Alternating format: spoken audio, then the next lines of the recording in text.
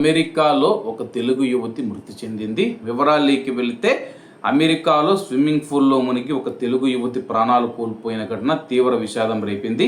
వర్జీనియాలో నివాసం ఉంటూ ఉన్న వీణా అనే యువతి మరణంతో ఆమె కుటుంబ సభ్యులు, బంధువులు తీవ్ర దిగ్భ్రాంతికి గురయ్యారు.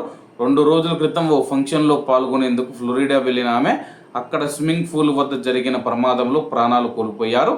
వీణా తల్లిదండ్రులు దేవేందర్ రెడ్డి సునీత ఎల్బీ నగర్ నియోజకవర్గ పరిధిలో లింగోజీగూడ డివిజన్లో నివాసం ఉంటూ ఉన్నారు. ఎంతో అల్లారు ముద్దుగా పెంచుకున్న తమ కుమార్తె మరణ వార్తతో తల్లిదండ్రులు, కుటుంబ సభ్యులు శోకసంద్రంలో మునిగిపోయారు. ఈ విషాదం గురించి తెలుసుకున్న ఎల్బీ నగర్ ఎమ్మెల్యే దేవిరెడ్డి సుధీర్ రెడ్డి గారు నేరుగా వీణా తల్లిదండ్రులు ఉంటూ ఉన్న నివాసానికి వెళ్లారు. వారిని పరామర్శించి ధైర్యం చెప్పారు. అనంతరం ఆయన మాట్లాడుతూ వీణా భౌతిక కాయాన్ని వీలైనంత త్వరగా భారతదేశానికి తీసుకువచ్చేందుకు తన వంతు పూర్తి సహకారం అందిస్తానని హామీ ఇచ్చారు. అలాగే ఇలాంటి క్లిష్ట పరిస్థితుల్లో ఆ కుటుంబానికి అండగా ఉంటానని చెప్పి ఆయన తెలిపారు.